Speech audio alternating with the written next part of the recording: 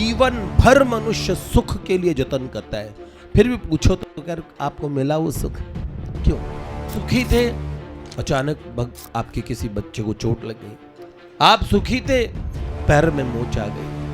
आप सुखी थे, अचानक डॉक्टर ने कोई रोग डायग्नोस करके बता दिया। बस एक उलाहना उनके भीतर इतने दृढ़ निश्चय का रूप धारण कर लेता है, उन्हें समझ आ गया कि मुझे ये जीवन इस काम के लिए नहीं है।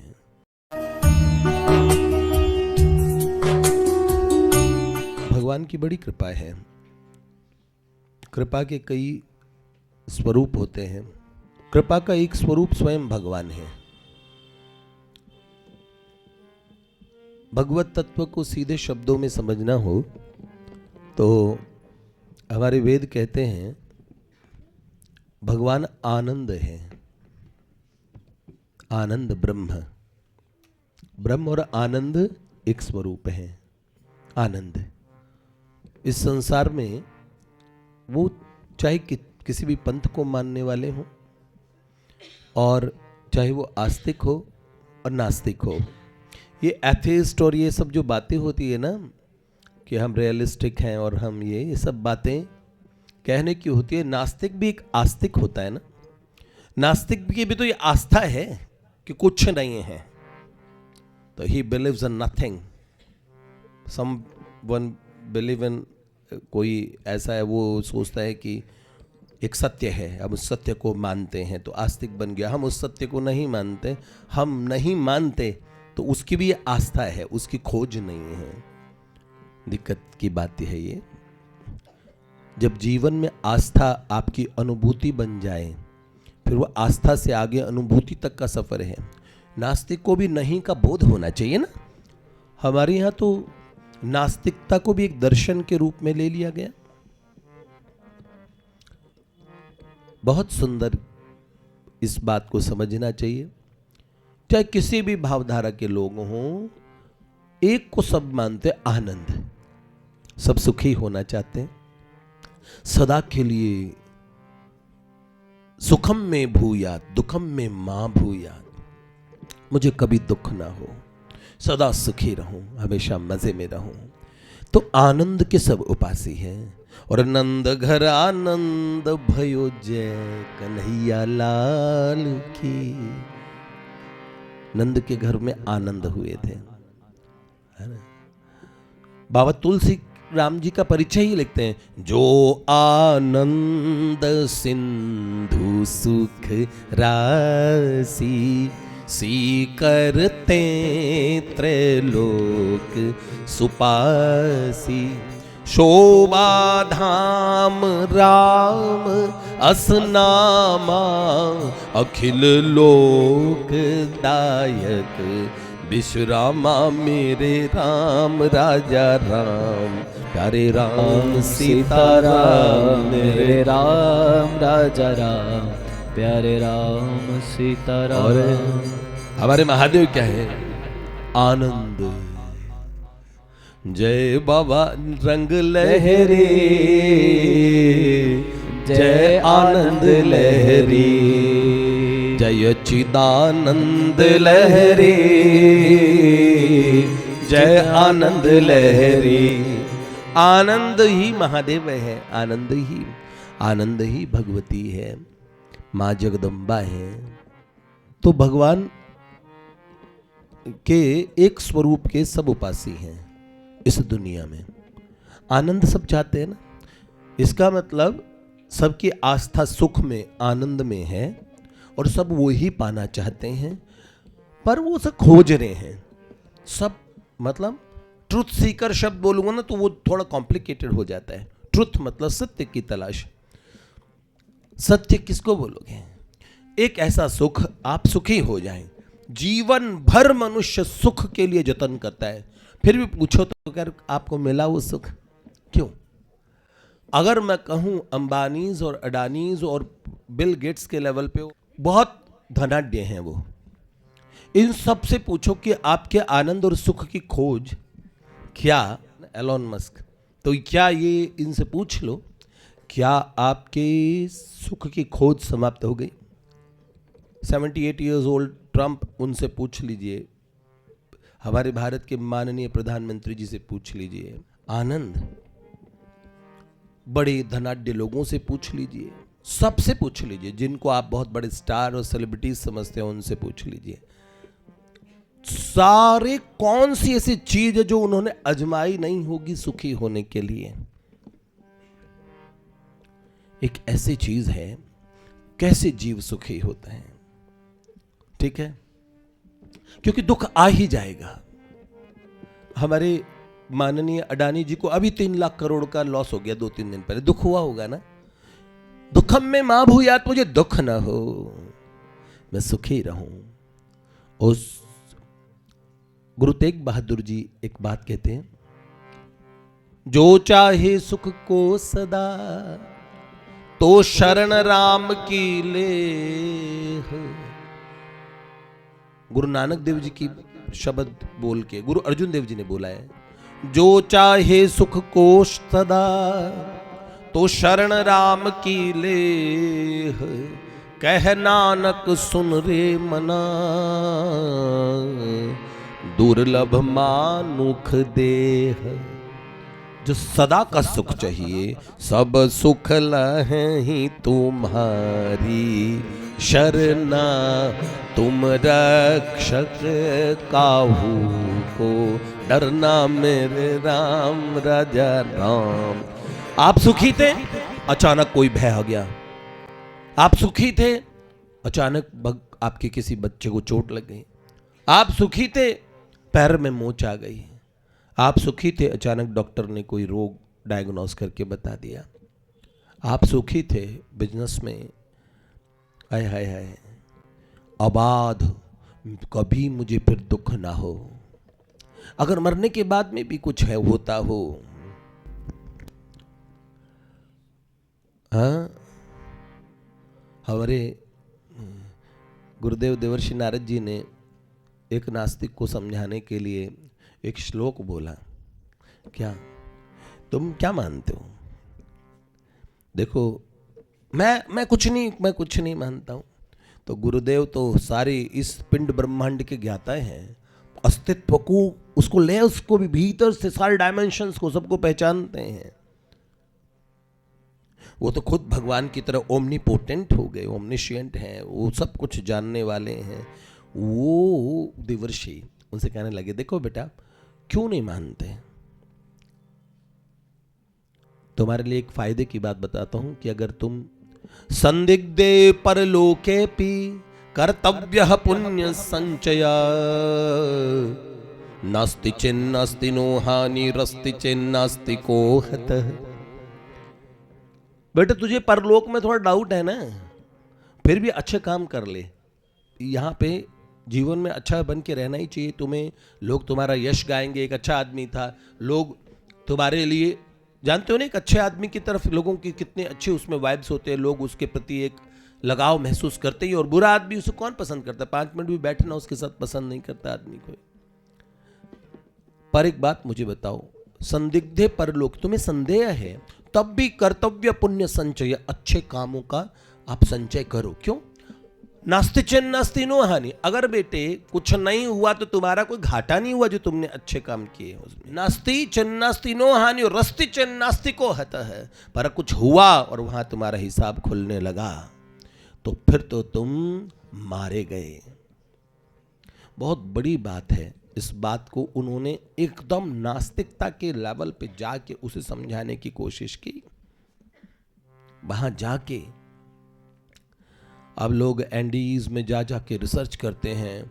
सर जॉन वुडरफ, या जॉन वुडरफ की, और उनकी जॉन वुडरफ नहीं, जे मैरी, और एक उनका नाम था शायद रेमंड मूडी, है ना। इनकी life after life, life after death और ये सब चीज़ें देख देख के पढ़ के क्या करते हैं, मरते समय क्या होता है। आपने कभी भक्तों का जाना नहीं देखा होगा, कितने प्रज्ञा में, किस तरीके की स्थिति में महात्मा लोग शरीर छोड़ते हैं। हमारे श्री रघुनाथाचार्य जी महाराज थे, पूज्या कमल दीदी भी उनको, उनके दर्शन किए, बड़े अच्छे महात्मा। और यहीं वृंदावन में गुरु पूर्णिमा का उत्सव कर रहे थे, सारे लोग एकत्र हुए, बहुत लोग सब इकट्ठे थे, प्रोग्राम हो रहा था, सुंदर भागवत कथा चल रही थी, तीसरे दिन की भागवत चल रही है।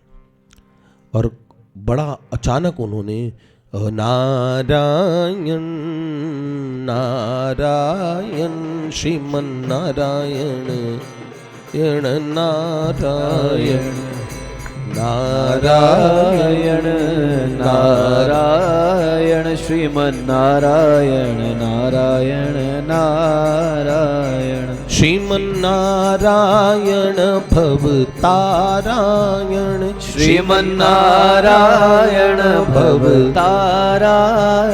श्रीमन नारायण नारायण नारायण श्रीमन नारायण नारायण नारायण श्रीमन नारायण नारायण नारायण श्रीमन नारायण नारायण नारायण। नारायण नाम का कीर्तन ऐसा हुआ, ऐसा कि सब एक एक व्यक्ति झूम गया और उनके चेहरे पे एकदम प्रकाश। उन्होंने अचानक कथा में कहा, देखो जो आए हैं देवियों सज्जनों और भगवद अनुरागी सज्जनों, आप मुझे क्षमा कीजिएगा, आगे की कथा किसी और कथा व्यास से पूरी कराइएगा। हमारे लिए तो भगवान के पार्षद आ गए विमान लेके, हम तो शरीर छोड़ के जाएंगे, हम तो जा रहे हैं, हमारा प्रणाम यहीं व्यासपीठ से स्वीकार करें। और वहीं भागवत जी की पोथी पे अपना मस्तक झुकाया और वैसे के वैसे झुका रह गया। आप जानते हो, ये जाना भी जीत हो गया। आदमी भयभीत हो के जीता है और भयभीत हो के मरता है। बड़ी खतरनाक बात है। जानवरों के भी मरने की कभी आप कोई रिकॉर्डिंग देखेंगे तो मृत्यु के भय से बहुत डरे हुए होते हैं, कभी देखिएगा, जीवों को देखिए। ऐसी स्थिति मनुष्यों की हो जाती है। आध्यात्मिक चेतना से युक्त व्यक्ति भगवत कृपा से क्या स्थिति होती है वो भी अपने आप भाग बड़ो वृंदावन पायो। एक से एक महापुरुषों का जीवन वृत्त हमें बताता है। ये जो तारों सितारों से परे जहान और भी है, कुएं की मेंढक की तरह आप सिर्फ इतना जीवन जरूर मान के जी सकते हैं, ठीक है, हमें क्या मतलब है, हाँ सही, हमें तो बुध बाजार से सब्जी खरीदनी है और हाँ रोज रोटी सब्जी बना के हम खा लें और कहीं पे थोड़ा मेहनत मजदूरी करके, मतलब कहीं वो भी तो मजदूरी है, कहीं मेहनत कर रहे हैं, ऑफिस जा रहे हैं, सब चीज़ कुछ कमा लें और ठीक है एक दो बच्चों को पाल दें, यही तो जिंदगी है। अरे रे रे रे रे, इतना ही जीवन है।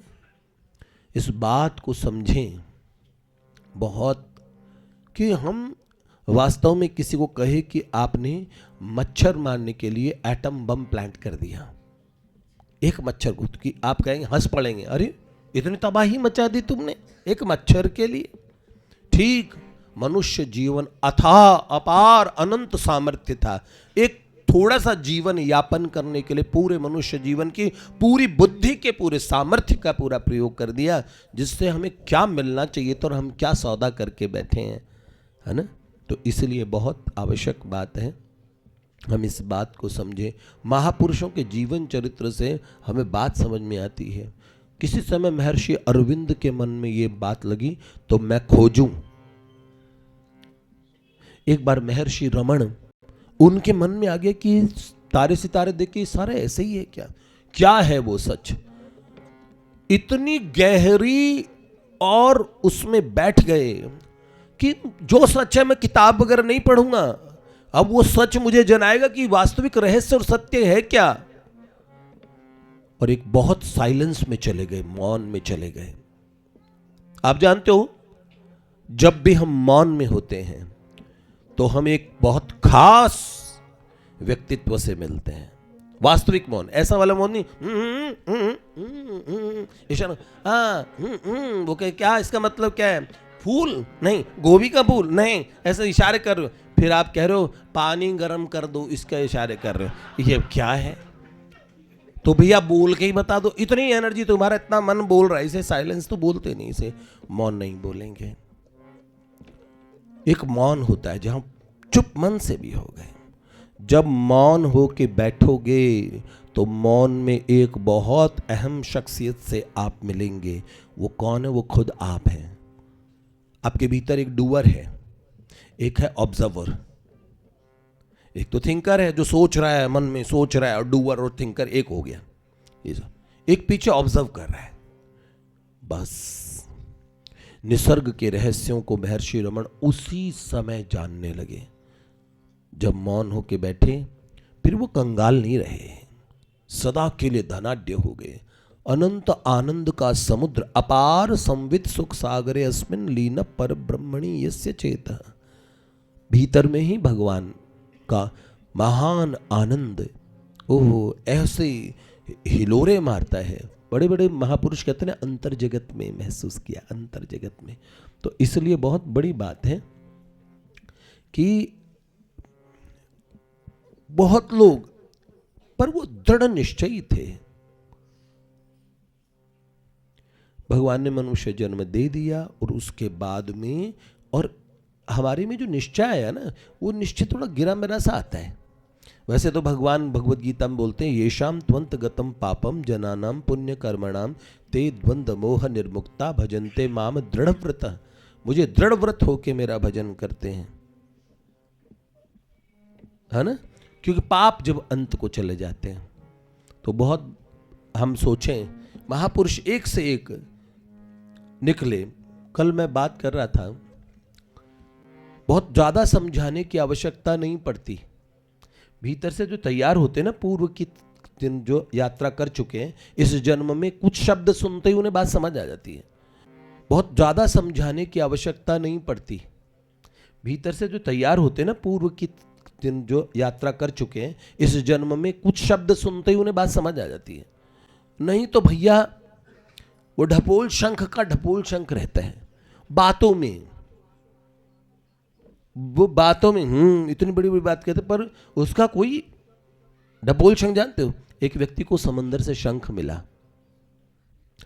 तो जैसे वो शंख उसने उठाया तो उसने कहा कि ये, उस शंख ने बोला, जो इच्छा होगी वो हम बढ़ चढ़ के पूरी करेंगे। जो इच्छा होगी वो हम बढ़ चढ़ के पूरी करेंगे। तो उसने कहा 10 टका दे दो। तो ढपोल शंख में से आवाज आएगी, 10 क्यों, 100 टका ले ले। उसको चलो 100 टका दे दो। 100 टका क्यों, 1000 टका लो। अरे 1000 दे दो। तो उसने कहा 10,000 टका लो। और जितना वो बढ़ाते चले गए उससे कई गुना वो ढपोल शंख बढ़ाता रहा, बढ़ाता रहा, बढ़ाता रहा। वो देता कुछ नहीं था, बस बढ़ बढ़ के बोलता था। जिसको बंदे को मिला फेंक के मारा उसने कहा भाड़ में जा, बोले ही जा रहा है।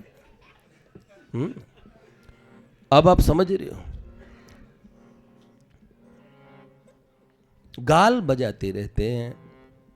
कुछ ये महापुरुषों ने निश्चय कैसा किया।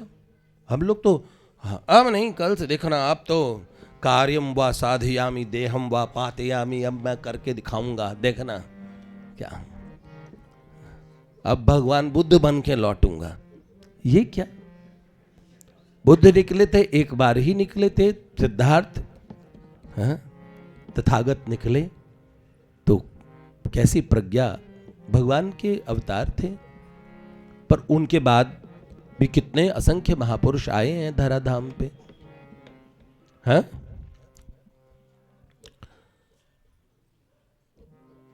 बहुत बड़ी बात है। वो हम में निश्चय नहीं आता, वो निश्चय गिरा मरा है, उसे पक्का करने की आवश्यकता है। तो पक्का कैसे होगा? पक्का हर आदमी पक्का हो जाता है जब किसी को बार बार विश्वास दिलाओगे। ये मोटिवेशन करने वाले हैं, बताते हैं बहुत अच्छी अच्छी बात। मैं सच बताऊं, मैं बहुत प्रसिद्ध मोटिवेशन वालों से मिला जो लोगों को ये बताते हैं कि आदमी को और निराशा के गर्त में कभी गिरना नहीं चाहिए। और अच्छी बात, वो बड़ा अच्छा काम कर रहे हैं, समाज का बहुत अच्छे अच्छे मोटिवेट कर रहे हैं। और उनके वीडियो से चाहे वो खुद मोटिवेट ना होते हो, लेकिन दूसरे कितने मोटिवेट हो जाते हैं, उन्हें पता नहीं निराशा से वो कितने लोगों को बचाते हैं। कभी कभार उनका अपना जीवन भी निराशा में चला जाता है ना। उनका दोष नहीं है। हम किसी को मोटिवेशन वालों को हम गलत कहने लगे, सब अपनी जगह सही होते हैं, लेकिन कभी कभार वो जो सबको मोटिवेट करते हैं, यू कैन डू, हाँ तुम कर सकते हो, इतनी तेज बोल बोल के वो लोगों में कितना उत्साह भरते हैं, लेकिन जब उनके ऊपर बज्जी आती है, उनकी मतलब बारी आती है, तो बेचारे I can't do, you can do but I can't. ये क्या ऐसा होता है? तो बेचारे वो लोगों को बताते हैं कि स्ट्रेस कैसे दूर हो, कैसे उतरो, और इसके लिए नशे में मत जाओ, ये मत करो, सिगरेट पीने की जरूरत नहीं है, अपने भीतर से मोटिवेशन जगाओ। और मैं भगवत कृपा से मिला तो जो बहुत ऐसे भी मिले हैं, आप समझ गए होंगे, वो खुद ही बेचारे हैं, हाँ, डीमोटिवेटेड बोलते हैं ना, वो कैसे करेंगे दूसरों का उत्साहवर्धन? भीतर से एक ऐसी स्थिति होती है, आप समझ रहे हो ना। फिर भी अपने मन को रोज, स्वामी विवेकानंद जी कहते हैं, रोज अच्छे विचारों से मन को भरना चाहिए, सकारात्मक सोच से। तन में मन शिव संकल्प मस्तु, रोज नए नए शिव संकल्प करो, मैं इस लक्ष्य अपना जीवन का बनाऊंगा। इस मनुष्य जी एक प्रार्थना थी ना, क्या जीवन निरर्थक जाने न पाए प्रभु से। हम प्रार्थनाएं किस लिए करते हैं? जब जीव को लगा कि मैं हेल्पलेस हूं, मुझे क्या करना चाहिए, मेरे में ये बल नहीं है, तो ये बल भगवान से मांगना चाहिए। क्या करेगा जीव? मैं निश्चय नहीं कर पाता, प्रभु मुझे ये निश्चय दो, वो निश्चय करने वाली बुद्धि दो। हम बचपन में गाते थे स्कूल में, मुझे अब भी स्कूल के प्रेयर याद है जो हम किया करते थे, वह शक्ति हमें दो दया निधे, कर्तव्य मार्ग पर डट जाए, पर सेवा पर उपकार में हम निज जीवन सफल बना जावे। जो है अटके भूले भटके, उनको तारे खुद तर जावे। इतना ध्यान है, ये चलता था पहले स्कूल में, हम गाते थे बचपन हमारा इसमें। और मतलब फर्स्ट क्लास से लेके और 10वीं क्लास तक हमने ये प्रार्थना की है। रोज प्रार्थना करते हैं ना भगवान से, प्रार्थना मांगना, जो नहीं है वो मांगो विनीत दैन्य भाव से, अपने ही तो प्रभु परमात्मा पिता है ना, मुझे ऐसा बना दो मेरे पिता। हाँ, आप मुझे ऐसा बना दो जैसा आप चाहते हो कि मनुष्य मेरा अंश है, ऐसा होना चाहिए। तो ये बात है, ये बल नहीं है। तो बलम बलवताम चाहम काम राग विवर्जितम, बलवानों का बल मैं हूं पार्थ। तो बल ही वो है, तो मांग लो उनसे, वो क्या बात है। तो मोटिवेशन से जो नहीं पा सकोगे ना, वो भगवान से प्रार्थना से पा सकोगे। और प्रार्थना कनेक्टेड होके करो। प्रार्थना का ये स्वरूप है ना, बहुत प्रारंभिक होता है, बच्चों वाला है। बताशे चढ़ाऊंगा पूरे, हाँ, लॉटरी लगवा दो, बताशे चढ़ाऊंगा।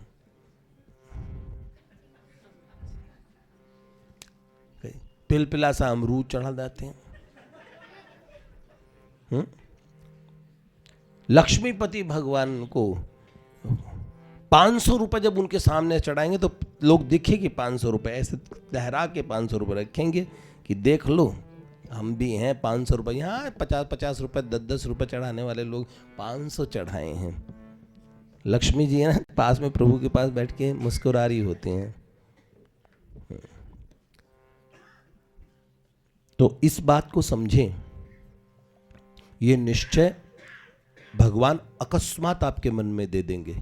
उस निश्चय की कामना तो करो कि प्रभु आपकी तरफ मुझे दृढ़ता से बढ़ना है, मेरे जीवन का लक्ष्य एकमात्र आप हो। स्वामी जी कहते हैं कि 16 आने में 12 आने उद्देश्य को बनाने पे मिल जाते, 4 आने का फिर काम रह जाता है। आपका लक्ष्य, हमारा लक्ष्य अगर गड़बड़ है, लक्ष्य कच्चा है, तो फिर काम होगा क्या? तो इस लक्ष्य पक्का करना पड़ेगा अपने को। लक्ष्य मेरा सरकार आप हैं, मुझे आप चाहिए, इस तरीके की निकलें। आप सारे चरित्र पढ़ लो, पूज्यपाद राधा रमन चरण देव जी महाराज का चरित्र पढ़ो, बिल्व मंगल ठाकुर का चरित्र पढ़ो, कैसे भक्त कितना बलवान हो जाता बताऊं। बिल्व मंगल ठाकुर हैं, कल मैं उनकी चर्चा कर रहा था, तो चिंतामणि से प्यार करते थे। वो नगर वधू थी, आप समझते हैं। तो अपनी पत्नी को छोड़ छोड़ के उनके उस पे कोठे पे जाते थे। और ये बिल्व मंगल जी का इतने धनी परिवार के थे, खूब पैसा था, चिंतामणि पे खूब खर्च करते थे। पत्नी बड़ी साध्वी थी, बड़ा प्रेम करती थी उनसे। पत्नी चाहती थी सुधर जाएं। बिल्व मंगल जी को प्रेम उनसे हो गया, पर बड़े फितूरी प्रेमी थे, बहुत गहरा वाला प्रेम। अब संसार भौतिक जगत में चैतन्य महाप्रभु अपने श्री चैतन्य चरितामृत में कहते हैं कि निजेंद्रिय सुख वांछा तारे बलि काम, और कृष्णेंद्रिय सुख वांछा धौरे प्रेम नाम। निजेंद्रिय सुख वांछा उसे काम बोलते हैं, कामना, और भगवान की प्रीति का कर्म उसे प्रेम कहते हैं। यही प्रेम अगर भगवान में हो जाए तो ये भक्ति है ना। तो ये अपने पिताजी का श्राद्ध का समय था और वो श्राद्ध करना ही था। एक जगह किसी ने शायद कहा कि उनका पिताजी का देहांत हुआ था, ऐसे ना, और एक जगह श्राद्ध कहीं लिखा था, श्राद्ध अवसर था ना, भक्तमाल में श्राद्ध है। हाँ हाँ, श्राद्ध। अब श्राद्ध के अवसर पे वो गए, घर छोड़ के, और उस दिन एक दिन के लिए वो, ऐसा नहीं कि मैं और रह जाऊं कि मैं ना जाऊं, उन्होंने सारे धर्म का लोप करते हुए, और बड़ी कहते हैं आंधी तूफान था और बहती हुई नदी थी, और उस बहती नदी में मृत शरीर के को का सहारा अवलंबन लेके वो चले गए।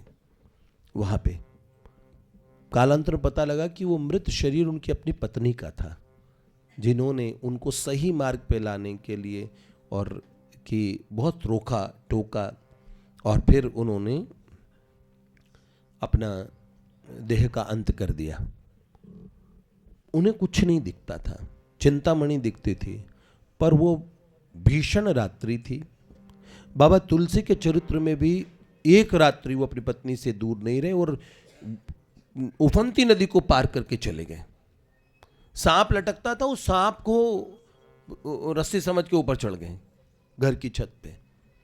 ऐसा कैसे हुआ? तो बिल्व मंगल ठाकुर और उनको चिंतामणि ने जो बात कही, बस एक उलाहना उनके भीतर इतने दृढ़ निश्चय का रूप धारण कर लेता है। उन्हें समझ आ गया कि मुझे ये जीवन इस काम के लिए नहीं है। भीतर ऐसा प्रकाश हो गया भैया, इतना प्रकाश हो गया, चल पड़े। तो चिंतामणि को अपने गुरु स्वरूप में माना फिर, कि उसके वाक्य से मुझे ये बोध हुआ। बाद में भगवान की खोज में भटकते थे तो थे, लेकिन पूर्व में रूप के आशिक थे। कोई सुंदर दोबारा रूप दिखा, उसके पीछे पीछे हो लिए, भिक्षाम देही भिक्षाम देही। वो जो सुंदर गृहिणी थी वो बड़ी साध्वी थी। उनके जो पतिदेव थे उनको उन्होंने अपनी बात हृदय की बता दी, निर्मल हृदय की, भाई मुझे उनको देखना है। उन्हें लगा कि ये है तो, वो गृहस्थ थे पर भक्त थे, उनको लगा है तो साधु, पर सुंदर रूप में मेरी पत्नी के रूप में आकर्षित हो गया। तो ये कहा, उन्होंने बोला देवी चलो आप आओ, लो दर्शन कर लो। वो भी श्रृंगार करके आ गई। कितने पवित्र थे दोनों पति पत्नी। और वो बैठ गए। उन्होंने विचार करने लगे अब बिल्व मंगल कि ये क्या मैं ठीक कर रहा हूं? अभी भी मैं इसी खोज में ऐसे ही रह जाऊंगा? क्या मैं इसी तरह अपने जीवन का लक्ष्य पा सकूंगा? बस पुनः दोबारा एक भीतर का विचार, ऐसा एक विचार उठता है। वो विचार उठा, बस उसी दिन कहा कि आप मेरे को 2 शलाकाएं चाहिए भिक्षा में, 2 सुइयां। वही उन्होंने आंखें फोड़ ली। ठीक है। अब जगह जगह भटकते थे भगवान के विरह में। बाहरी आंखें बंद हो गई।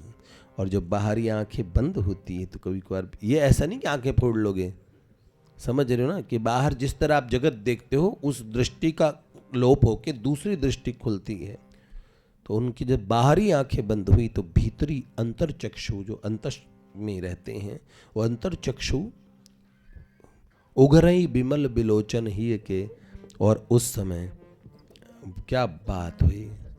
ठीक ऐसे जो हम कहते ना, नजर आता नहीं फिर भी नजारा देख लेता हूँ, नजर आता नहीं फिर भी नजारा देख लेता हूँ, मोहब्बत की नजर से मैं इशारा देख लेता हूँ।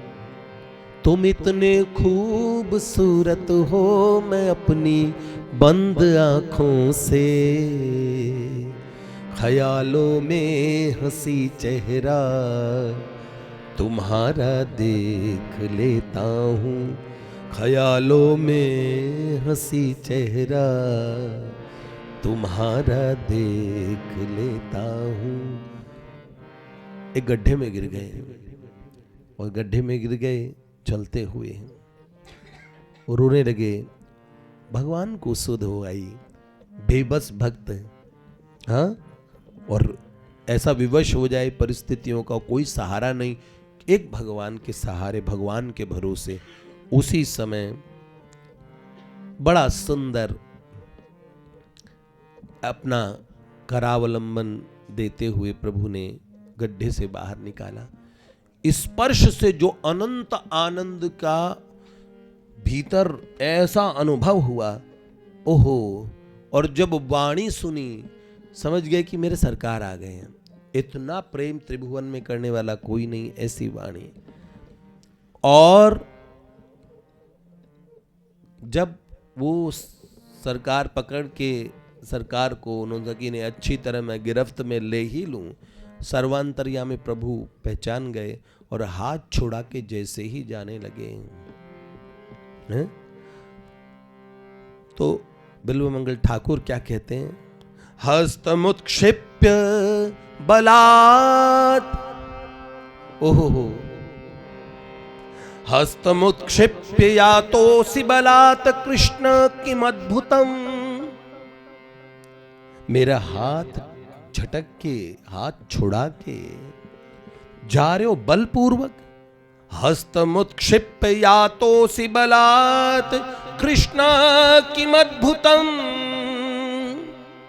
हृदयाद् यदि निर्यासि पौरुषं गणयामि ते, पौरुषं गणयामि ते, पौरुषं गणयामि ते। मेरे हाथ छुड़ा के आप जा तो रहे हो कृष्ण, इसमें कोई अद्भुत बात नहीं है, लेकिन आज इस हृदय से निकल के दिखाना, तब तेरा पौरुष देखूंगा, मर्दानगी। हाथ छुड़ाए जात हो निबल जान के मोए, हृदय से यदि निकल सको तो मर्द बधूंगो तोय, तो मर्द बधूंगो तोय। अब जानते हो ऐसे भगवान का बल, उस बल को चैलेंज देने का साहस कब आ गया? हाँ, भगवान के बल को, कौन से बल से चैलेंज दोगे? भगवान के बल को भगवान के बल से ही चैलेंज दे सकते हो। आप समझ रहे हो? माया क्या है? भगवान का बल है, कर सकता है कोई? बोलो, किसी में है दम माया का? भगवान कहते हैं देवी हे गुणमयी मम माया दुरत्यया मामेव ये प्रपद्यन्ते माया मेताम तरंती ते। तो इसलिए तो कहते हैं भैया, माया के कारण तो कच्चे हुए पड़े, माया के कारण ही तो नहीं पक्का निर्णय कर पाए। तो कोई किसका निश्चय कच्चा है तो वो रोज निश्चय मांगे भगवान से, रोज कि मेरे को निश्चय पक्का करना है, मेरे को बल दो कि मैं अपने निश्चय को पक्का करूं। ये मांगना चाहिए, रोज मांगो भैया, मांगो। अगर डरते हो, भगवान मुझे डर ना लगे, रोज मांगो डर को दूर करने की बात। अगर तुम्हें लगता नहीं क्या बुरा है, सुनो, मांगना नहीं, मांगने में डरो नहीं। एक महात्मा बड़े प्रेम से कहते थे, अपने परम पूज्य बाबा ही कहा करते थे, पतिव्रता पत्नी कपड़े के लिए बोलती कि पड़ोसी को 3 साड़ी ले आना, बोलती है? बता दो, अच्छा कहेंगे? किसको कहेंगे? पति को ही कहेंगे। कभी कभार मांगना भी तो अधिकार सूचक है। पापा को बच्चा बोलता है कि टॉफी दे दो, चॉकलेट लाना, और दिवाली पे पटाखे वाली वो बंदूक ले आना, और होली पे पिचकारी ले आओ। जब बच्चे ये सब डिमांड करते हैं, इसका मतलब यहाँ अपनापन है। हमेशा इस दृष्टि से मत देखो ज्ञानी बन के, इतने ज्ञानी बन जाओ, हाँ ये तो मांग रहे, देखो मांग रहे, मांगते मांगते। वो बच्चे हैं, छोटे बच्चे हैं, अबोध शिशु हैं, आप समझदार आदमी हैं। तो जो मांग रहे हैं, मन्नत वन्नत मांग रहे हैं, उनको हमेशा उनका मजाक मत उड़ाओ। समझाने के पॉइंट ऑफ व्यू से कोई बात कहनी है तो ठीक है, मजाक इस निसर्ग में किसी का भी नहीं उड़ाना। क्यों? सही बात है, हम भी कभी इसी स्तर पे रहे होंगे। आज संत गुरुजनों की कृपा से थोड़ा समझ में आने लगा कि छोटी छोटी चीज़ें मांगने की बजाय बड़ी चीज़ें मांगे। और फिर सबसे बढ़िया है कि कुछ न मांगना। जिस स्तर पे आ जाएंगे, जब सेठ जी के स्तर पे आ जाएंगे कि निष्कामता, कुछ न मांगना, तो आप ये ना तो कुछ नहीं मांगे तो प्रभु देंगे भी नहीं कुछ। याद रखना, अरे वो बिल्कुल कृपण नहीं है। जब कुछ नहीं मांगोगे तो सारी चिंता ही उन पे आन पड़ेगी। आप इतने सयाने नहीं हो, जब उनके हो जाओ बस, हम आपके हैं, कुछ चाहिए हम आपके हैं। कमाल की बात है। आप, एक शब्द आता है हिंदी में और अंग्रेजी में बोलते हैं, हिंदी में बोलते, कौन सी भाषा का मुझे आज तक समझ नहीं आया, चंट। क्या होता है? तो चंट बन जाओ। चंट कैसे?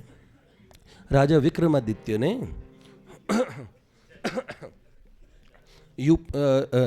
राजा विक्रमादित्य ने एक बार कहा कि कल जो आएगा हमारे महल में आ जाओ, और महल में आके वो जो भी चीज छुओगे वो उसकी हो जाएगी, छू लो।